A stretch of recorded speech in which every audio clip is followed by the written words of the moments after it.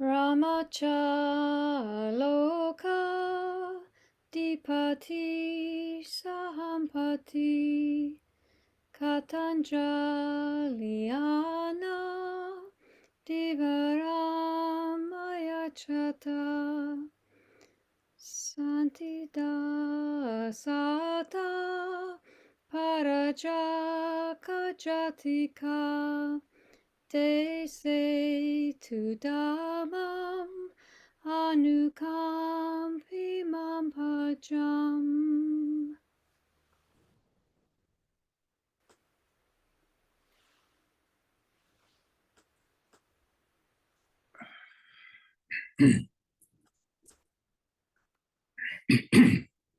Namo tassa bhagavato arahato samma sambuddhassa.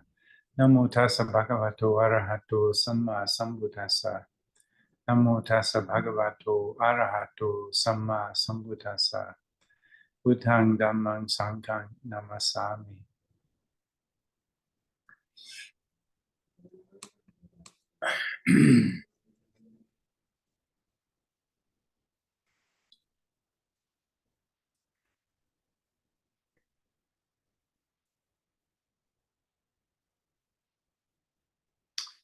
So I've come to British Columbia and have spent a bit of time with various people I've known for many years.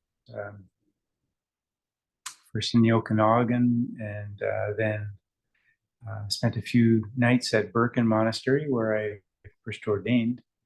And now I'm on the West Coast in Vancouver,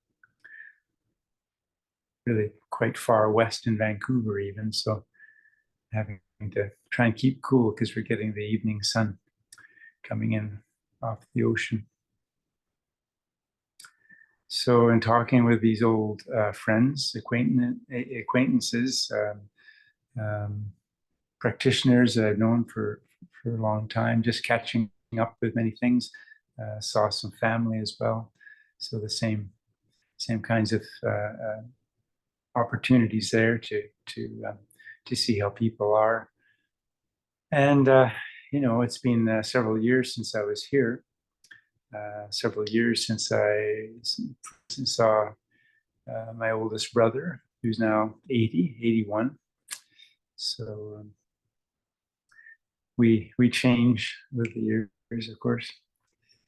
And hearing people's stories of their own families.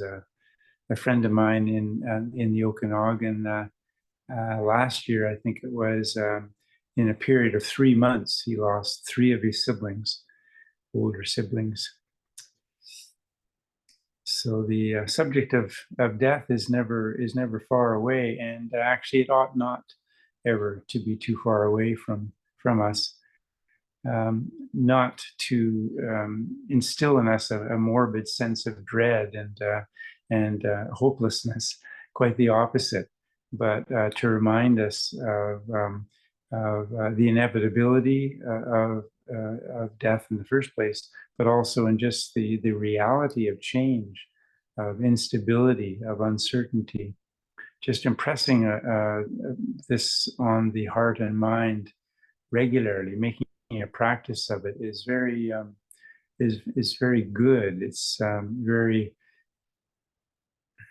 It's very maturing, for one thing. It is one of the factors, I think, that allows our spiritual practice to deepen, to mature, to look at life in realistic terms.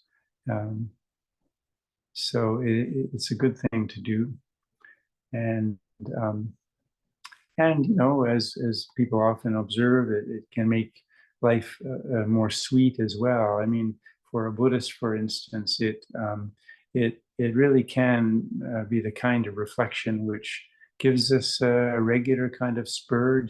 It's a reminder that we have this opportunity in life. We won't always have this opportunity, but right now we do. We're fully human, and we have the teachings before us. And we have, therefore, wise reflections that we can bring to mind and use in our life, bring forth in our life. help both with our own understanding of life, the universe, and everything, and also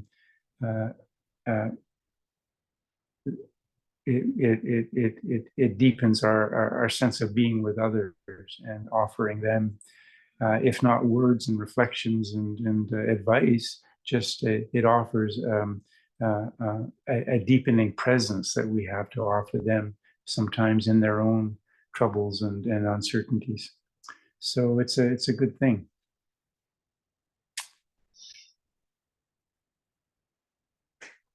Reminded of, and yet, of course, it's also uncertain, right? And Buddhists are often, I mean, we're known, we're sort of famous in a sense for wondering, worrying, questioning what it is the practice is bringing to our lives. Are we really getting better? Are we developing, deepening our spiritual life? Is our heart becoming actually more ennobled and radiant? We're sometimes the last people to know these things about ourselves. So we have doubts, uncertainties, and so forth. And these things aren't new to our generation. Maybe we're a little more neurotic than some generations have been. It's such a complex, this postmodern world of ours, and perhaps people generally knew themselves a little better in some other cultures at some other times. I don't really know. Sometimes I think so, but that's just a thought. But I'm thinking right now of a sutta in which Mahanama asks the Buddha, he's looking for some sort of assurance. He's a very serious, ardent practitioner, but he approaches the Buddha with this kind of question, and we know, for instance, in Buddhism, especially in, say, Abhidhamma, but the sense that the last life, the last moment of experience, the last thought moment is of extraordinary importance, because it influences, and some might say it determines to some extent, the quality of the subsequent life. That's a topic I won't go into with any assurance, but nevertheless, those are kinds of questions that can come up for people who are Buddhists and who have delved into, reflected on the teachings over years or decades. So we're all, we all, I'm sure, have wondered about our place in things and our spiritual progress. So Mahanama is wondering about this, is wondering about this eventuality. And the Buddha says, well, you should take heart, Mahanama. He's been a very good practitioner and a very good person, person of upholding precepts, for instance. And the Buddha said, it's like, imagine this, you take a jar full of ghee or oil, and you throw it into a stream, and it falls to the bottom, breaks, so it's cracked. So this is the body. It ends up just being cracked and kind of disintegrating. So you throw this jar into the stream like that. Well, the shards of the pottery, the vessel, whatever, the metal, whatever, if they get fully broken, these shards, they fall to the bottom, but the oil or ghee, it rises to the top. So too, Mahanama, when one dies, and one has upheld to the best of their ability this sense of goodness and following the precepts, and that the mind rises. It's just the nature. You don't have to. It's not something you have to do. You're not in control of this, but the conditions that have governed your life and that you have cultivated over years and decades of life, these are the conditions that actually come into play. So you're not in charge, but the conditions the conditions of life itself simply follow their own nature. And in this case, they rise quite naturally, quite easily, normally. It's a very helpful kind of reflection, and it's brought on too. Admittedly, you spent these years in Thailand and have some very good friends there. And I was talking with a monastic friend in Thailand just yesterday, and a dear friend of his, ours actually. This is a woman who had known him certainly for 20 years. And when he was encouraged to start a monastery, which is a big undertaking, he's a foreigner, so it's a very big undertaking in a foreign land to start a monastery. But some land was offered to him. He had the kind of inclination to set out on his own and that, and he has some talents and just inclination to teach, to offer Dhamma. So it was a natural fit in a way, and yet he's never done it before. And there are so many hurdles to overcome. So she became sort of a board member. So you have a group of people who offer advice, and you have some decisions to make, and they say yay or nay to them and whatnot. So there's a board, and she was basically the head of the board. But more than that, I mean, she's I don't know, 15 years older than him. So she's like an older sister. She really cared for him very much, and was this very supportive person. And she lived in Ubon in the northeast, and his monastery is in more central Thailand. So for the first year, I think she would get on a bus once a month, once every 4 weeks. Take the bus. It's about a 10-hour bus trip overnight, and go there, and then just be there. And she'd be signing checks, or just being there in a sense, offering just her presence. And that was very confirming, very helpful to him in that early state of affairs. So anyway, the years go by, and she comes less often, is not needed so much. But they were, they chatted on the phone often about the monastery itself, or she was very much a student of his as well. I think in her lifetime, she went to India something like 17 times, but probably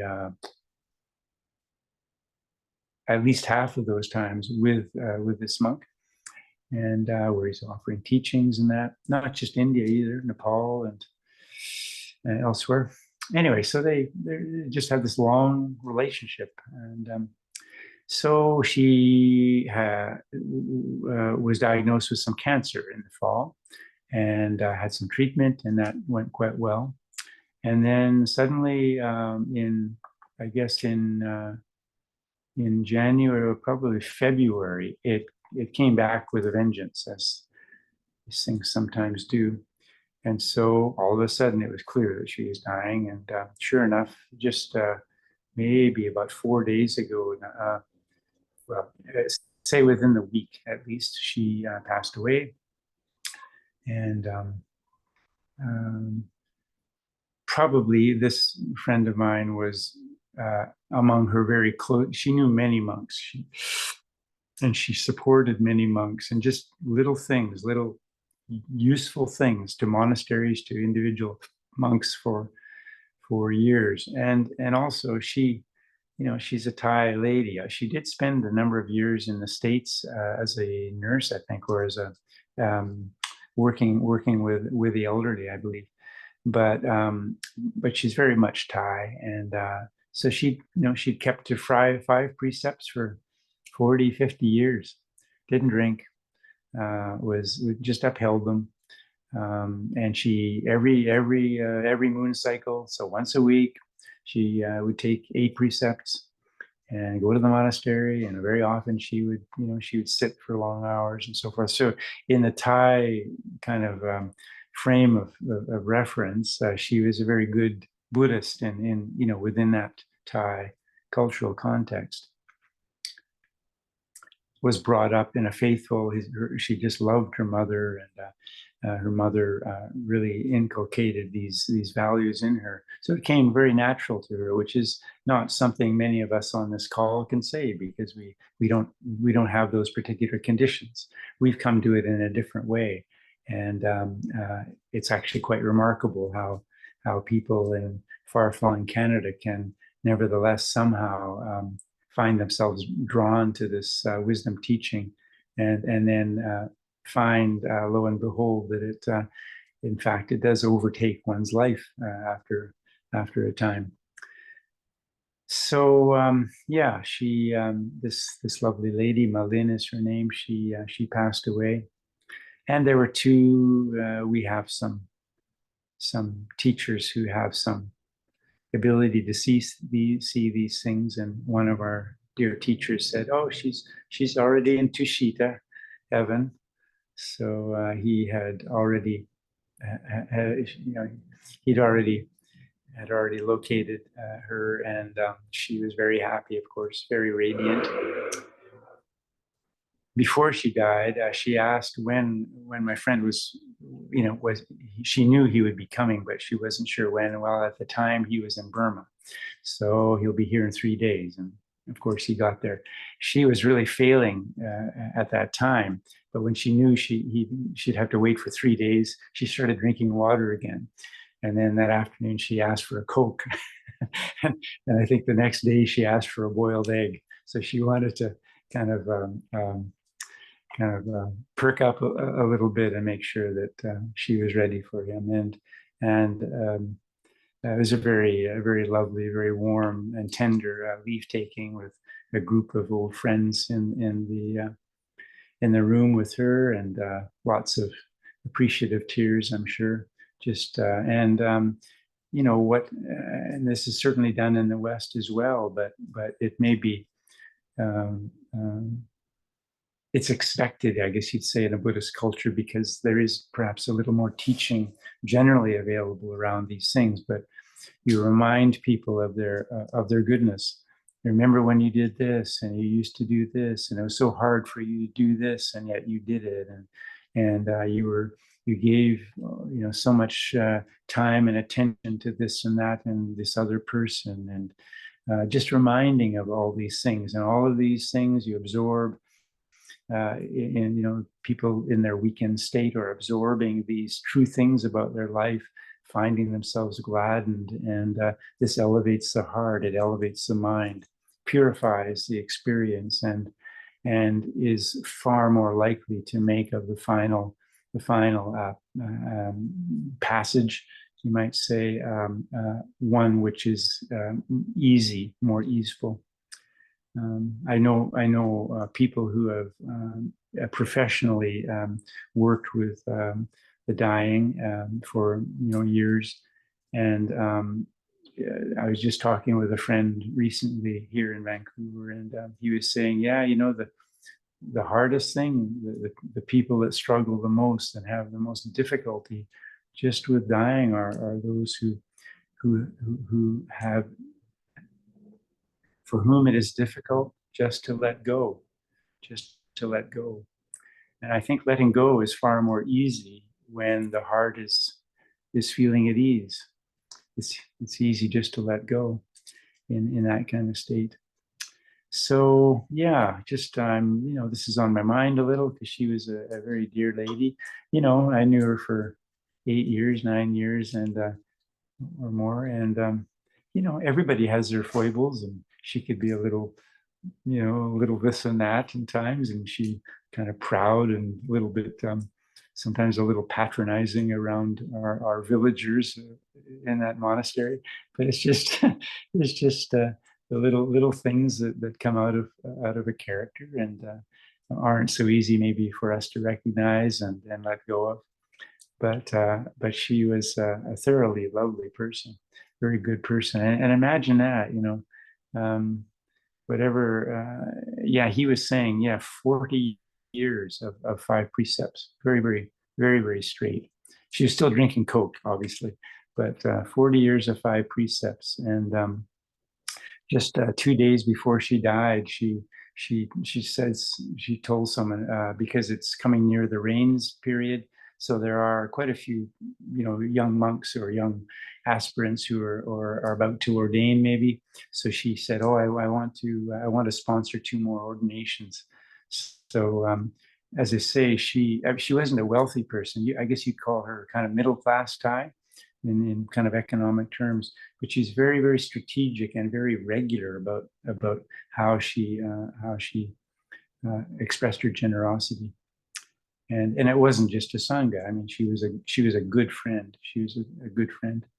So I bring Malin to mind at this time, but I think such examples, and we really ought to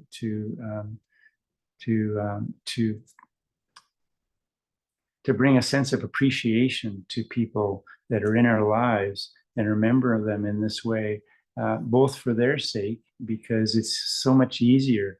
It's actually very natural to be able to let go with ease to someone that you know when you're remembering these kinds of good things. There's no struggle and pain and clinging to disagreements, things where I was right and she was still wrong or something. Just letting it go, letting it pass through the heart and mind. So it's good for them and it's good for us too, because we're all moving in that direction. That's one thing that isn't any great mystery. It ought not to be, at least.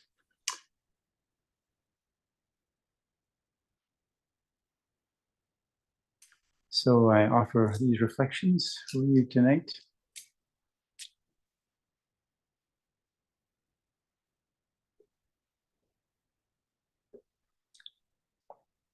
I spent a total of about 5 days in the UBC library when I was a young student in Calgary. But anyway, all of a sudden I am now in the possession of a University of British Columbia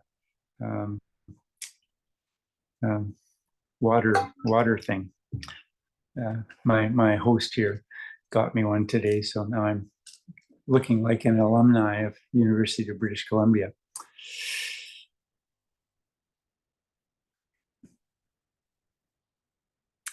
Good. So if there are any questions or comments, reflections?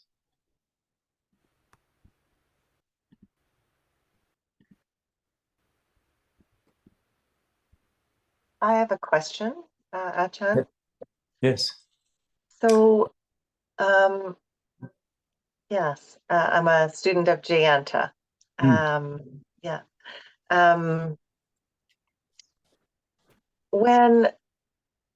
When you think about somebody who is, I'm going to use the word plagued, but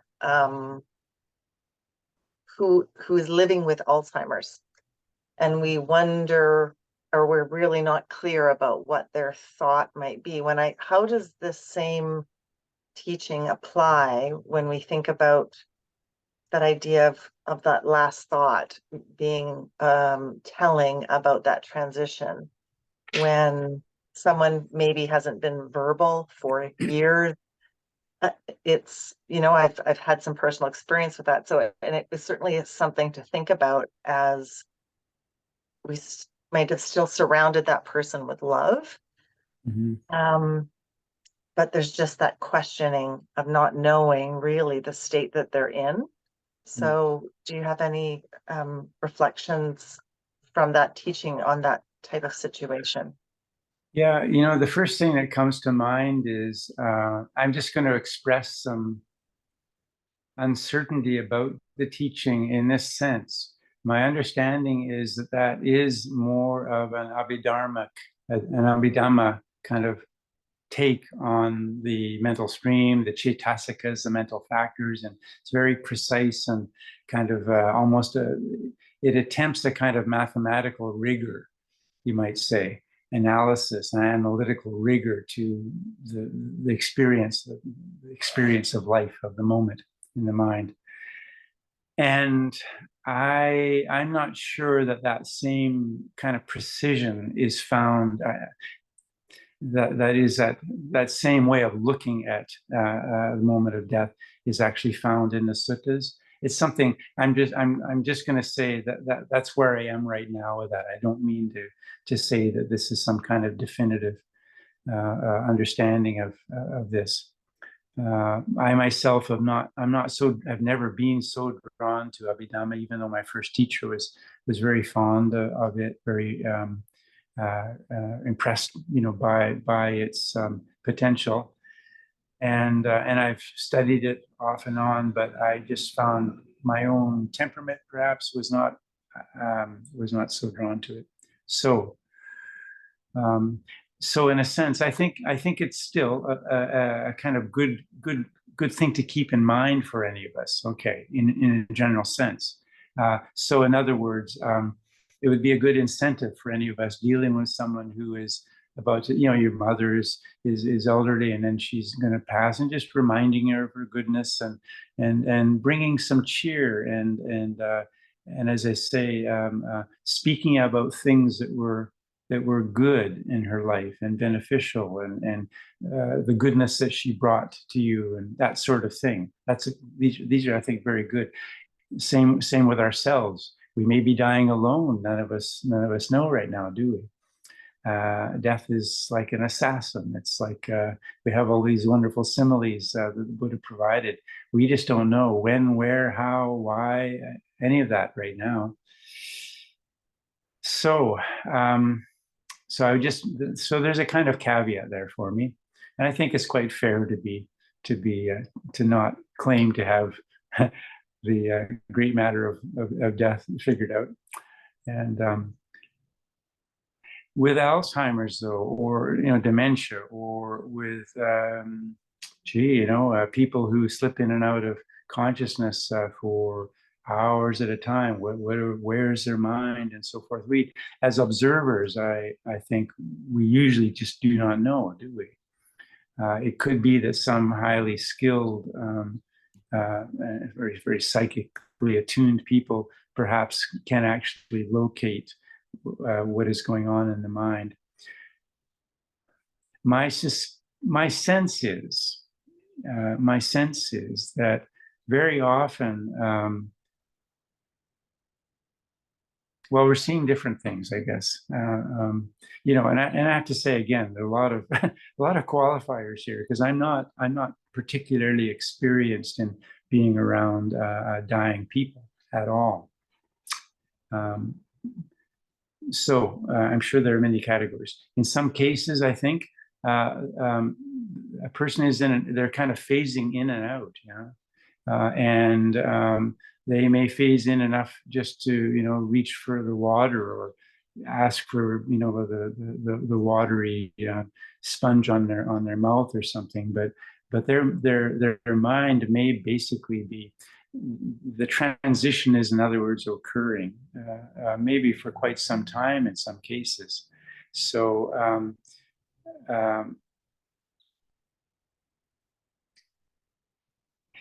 in cases of Alzheimer's, where there's evidently a huge amount of confusion being expressed,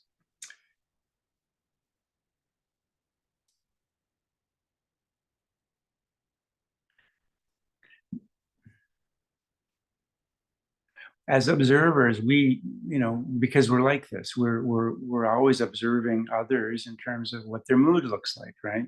Every day at going to work, your family, and all the rest of it. I think I'm going to at least opine that that some of this, it's involuntary, for one thing. So the nicest old lady in the world might become just a cantankerous tigress, in the last 6 months of her life, or whatever, or say things that you'd never imagine her saying or him saying, So that kind of thing happens. And what I attribute this to is the brain. Consciousness, I don't think resides solely in the brain. The brain is like it's like maybe the antenna or the receiver or the tuner on the radio. It's this kind of physical sort of thing, but the information and whatnot is flowing through us and around us all the time.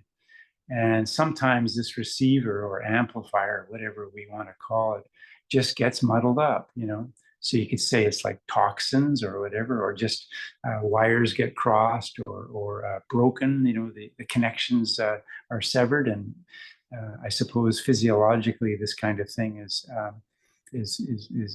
somewhat accurate too, to think in those terms. So,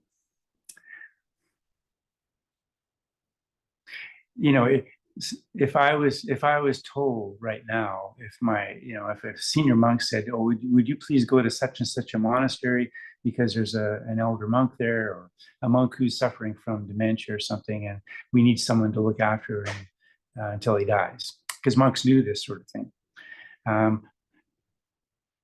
I'm not saying I would find it easy and unchallenging. And as I've already said, I would go into this without much experience. What I would tell myself, what I'd remind myself of as often as seemed useful, is that what I'm seeing right now it's like an epiphenomena. It's just a discharge of nervous impulses, of old memories crackling together and kind of getting confused and expressing in ways which are incoherent or whatever. I would try to remind myself of that. I'm not seeing the person. I'm not seeing, who this person was. Could have been the nicest monk in the world, and now he's swearing like a sailor. Who knows? Who knows? And I think for most of us, the deepest peace, the most subtle peace in Buddhism, and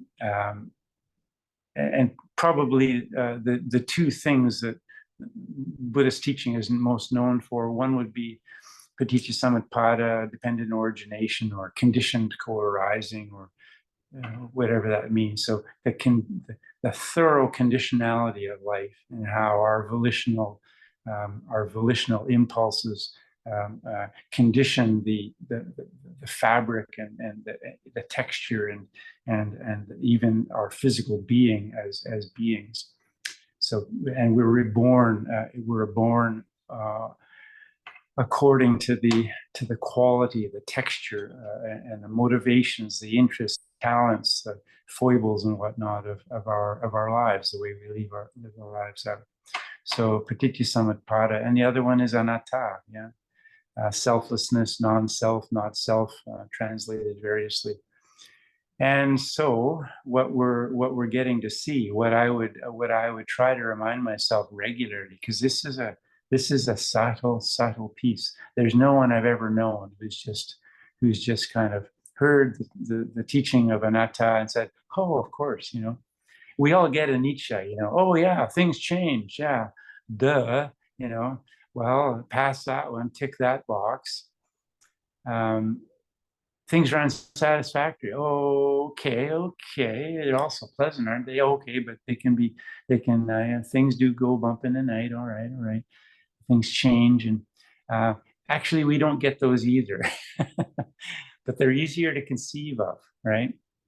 Those pieces are actually quite easy to conceive of, but anatta is generally very subtle, it's like the breath.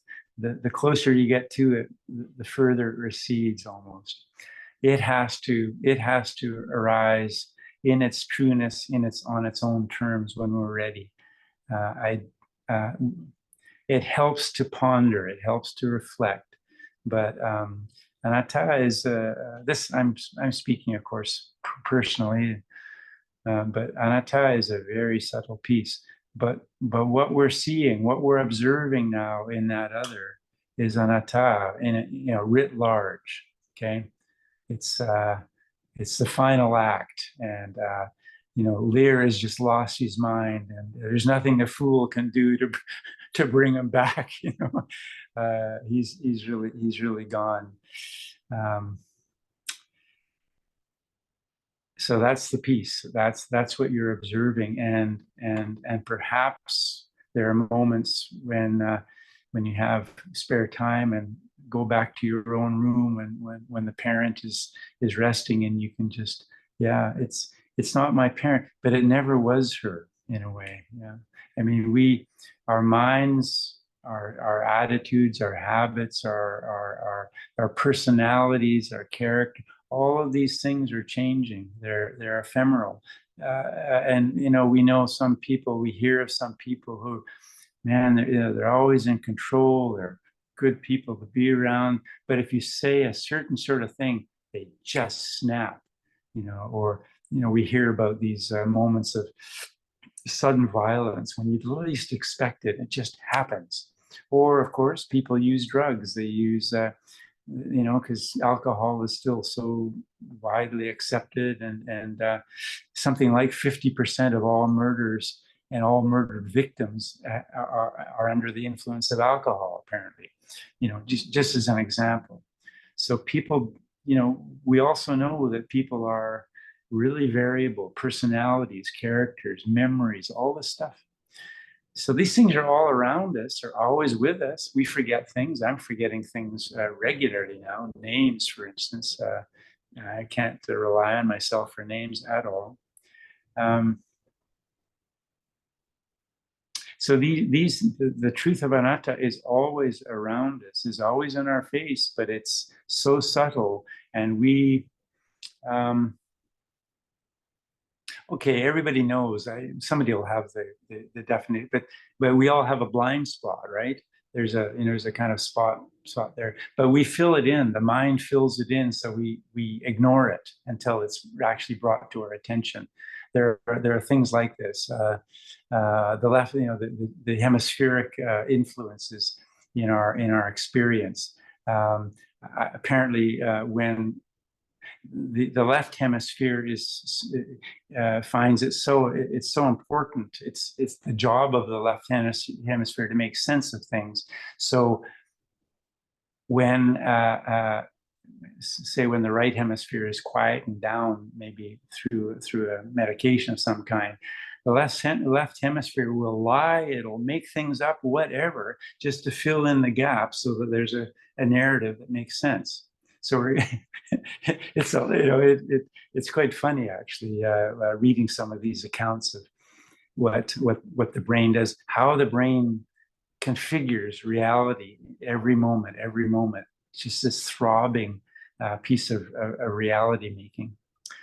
So, but it happens so fast, like the movie, the motion picture screen. We've all heard about this image. Just whatever it is, 72 frames a second or something. We don't know, and we're fully involved in the motion and the movement and the romance and the violence and the beautiful scenery, and you can almost smell the roses and that. And it's just this image projected onto a flat screen, going 72 frames a second. Yeah.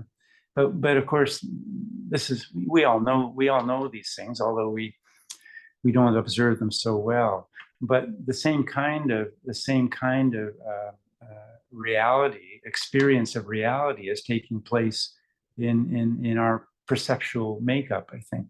And then things go wrong. The wires get crossed, or the synapses begin not to fire properly, or whatever. And then, yikes! There's this person that I don't know anymore. So I guess as a practitioner, this is a really precious opportunity to respond to that. How would you be around such a person? Well, you'd have a lot of patience to work with. You'd have to kind of probably be reviving your appreciation for who they were, and just doing things responsibly, thinking about, well, what's my duty here? Well, I have to keep this person clean and make sure she's fed, and realize that if she shouts at me or something, who is it that's shouting? I don't even know. She doesn't. She certainly doesn't know. Yeah. So I'm just, as you see, I'm just this is kind of like a jazz riff on the question of dementia, I guess. But so much going on, so rich. and maybe writing a few things down, a few points, one of them being patience. That's the great purifier of the defilements. That's what the Buddha said. That's what Ajahn was always saying. And no one would willingly go into this. Most people wouldn't, but there you are. And so now there's this opportunity actually to work with patience, forbearance, being present, and offering it as a gift, as a lots of things that one could say about the benefits of it. But of course, it's a difficult practice. Yeah. So if any of that helped, I hope. But please, I'm just reflecting on the fly, as you can see.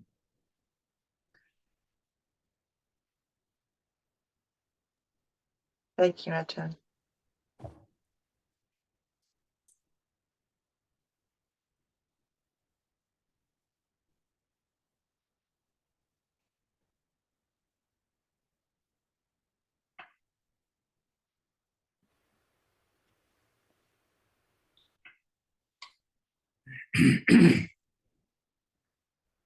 Feel free to unmute yourself if you have a question or a comment for the Ajahn.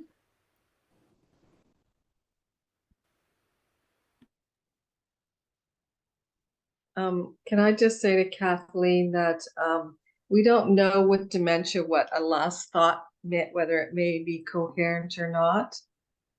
I had someone who hadn't spoken for a long time, but at the moment of passing said suddenly, "Here I go."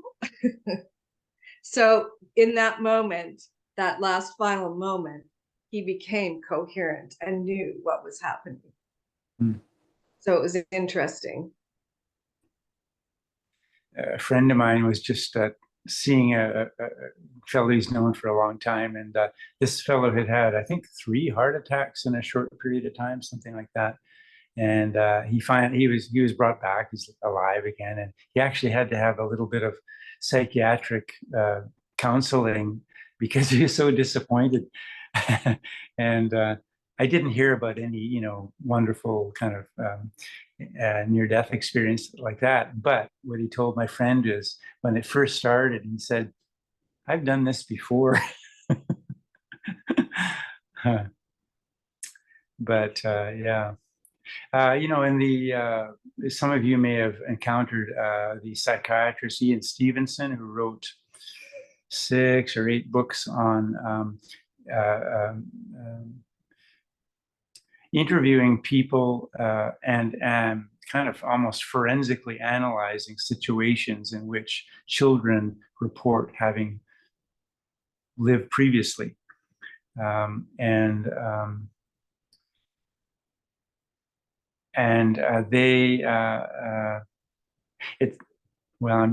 This is another subject. I mean, it's a big subject. Anyway, in some cases, certainly the way they died was very confusing. Maybe it was very violent, say, and very sudden, very disconcerting, and so that it certainly had effects. I mean, well, okay, I'll tell you a good story. It sounds a little like a B movie, but it's one of the best ghost stories you'll ever hear, I think.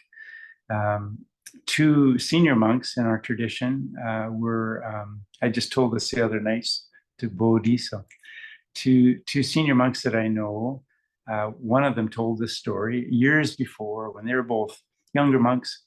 They were invited to a meal offering at a house in Bangkok, and a nice home.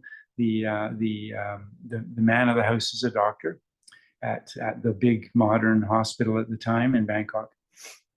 So they got there at the time you would normally do so. The man wasn't back yet, so the wife was there, and a little bit he should, the fellow should have been back, and so it was a little bit awkward. And in fact, they actually had to eat the meal without him having returned yet. So that was a little bit strange. So there it is. So they had remained, and maybe one of them gave some reflections or something like that. So they were still there after the meal. And then the man came home, the doctor came home, kind of shaken, white-faced. And so here's a story he has to tell. So he got off his shift at the normal time, say 6 in the morning. Big hospital, gets in the elevator, goes down a few floors, door opens, nurse gets in. They're going down a few more floors, and door opens again. And a patient, a woman, tries to get in, wants to come into the elevator. And he, the doctor, closes the door, like closes it right away.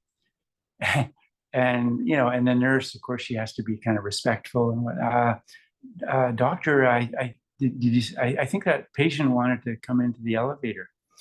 And he said, and maybe this is the normal thing in hospitals, you have, I guess you get a white wristband, right? And then, at least in this hospital, if I remember, so he said, well, didn't you see her wristband?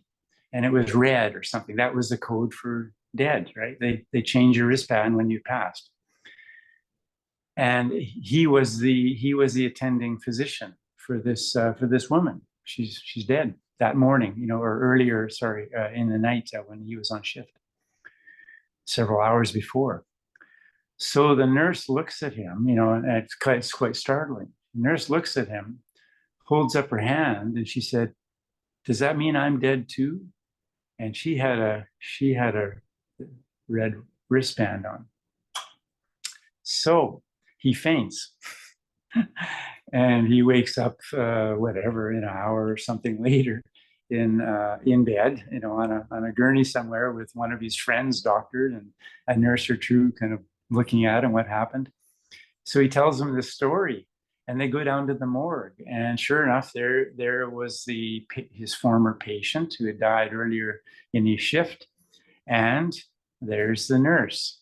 Turns out she had been coming to work, driving a car, and had been in a fatal car accident in traffic. So the sense you get there is she didn't know she was dead, and she just, she went to work, she showed up, and for whatever reason, he was in an open enough state, whether his conditioning is a tie, whatever, but he was sufficiently open to be able to see that. So yeah, it's a big subject, big subject.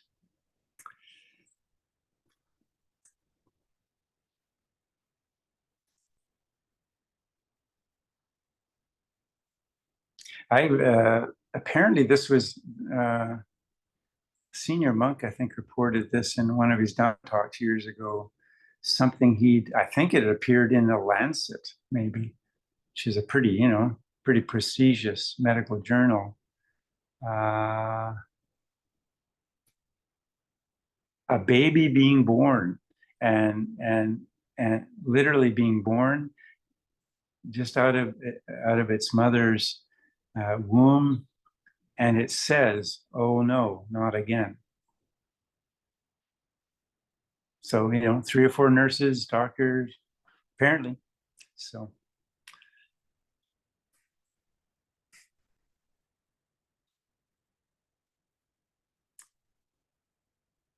these are the kinds of stories you usually, we need a campfire sometimes, maybe. Sito in the West, people go camping and then they'll have a campfire at night, and then they tell stories like this when it's nighttime. Not sure if that's a practice in Malaysia or not. Yeah.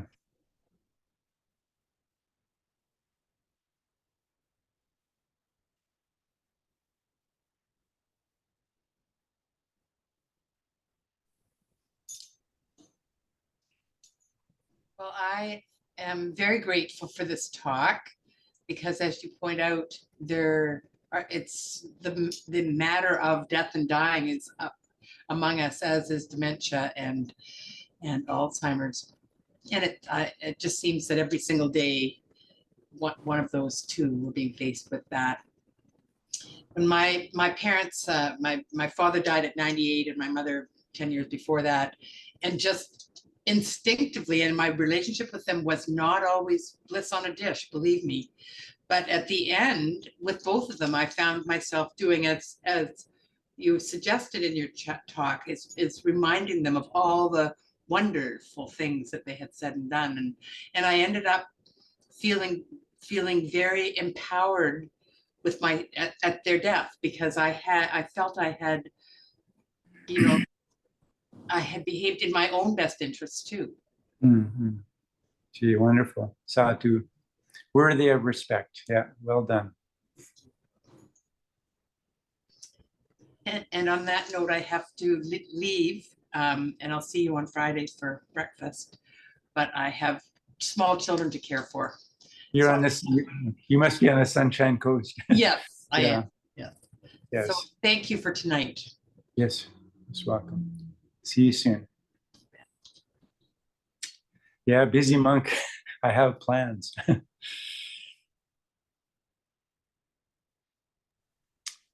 And thank you for a great talk, and I will see you on Sunday. Okay, very good, Anne. Thank you. Coming night. on Sunday. I look forward to it. Yeah, Good night, everyone. be nice to see people in person. I mean, it's such a pleasure, isn't it? Yes, it will be wonderful. Yes. Bye, everyone.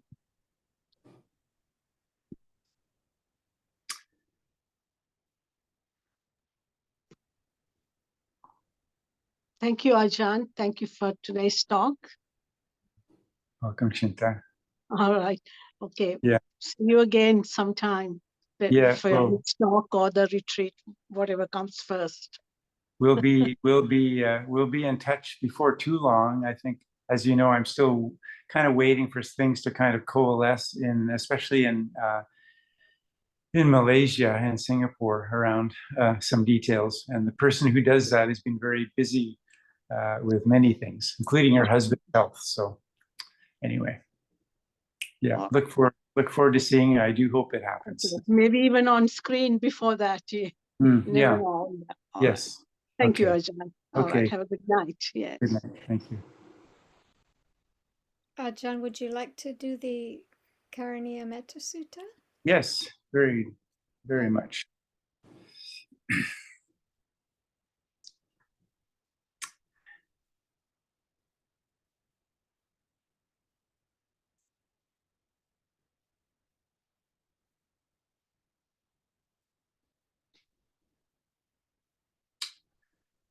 This is what should be done by one who is goodness and who knows the path of peace. Let them be able and upright, straightforward and gentle in speech. Humble. I wonder if we should do the microphone thing. I'm getting a kind of time lag with. Yes. Can we mute ourselves if we were unmuted a moment ago? Very good, thank you. This is what should be done by one who is skilled in goodness and who knows the path of peace. Let them be able and upright, straightforward and gentle in speech, humble and not conceited, contented and easily satisfied, unburdened with duties and frugal in their ways, peaceful and calm and wise and skillful, not proud and demanding in nature. Let them not do the slightest thing that the wise would later reprove. Wishing in gladness and in safety, may all beings be at ease. Whatever living beings there may be, whether they are weak or strong, omitting none, the great or the mighty, medium, short, or small, the seen and the unseen, those living near and far away, those born and to be born, may all beings be at ease. Let none deceive another or despise any being in any state. Let none through anger or ill will wish harm upon another.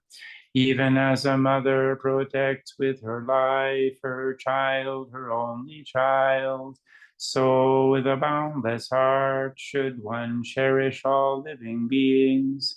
radiating kindness over the entire world, spreading upwards to the skies and downwards to the depths, outwards and unbounded, freed from hatred and ill will. Whether standing or walking, seated or lying down, free from drowsiness, one should sustain this recollection. This is said to be the sublime abiding. By not holding to wrong views, the pure-hearted one, having clarity of vision, being freed from all sense desires, is not born again into this world.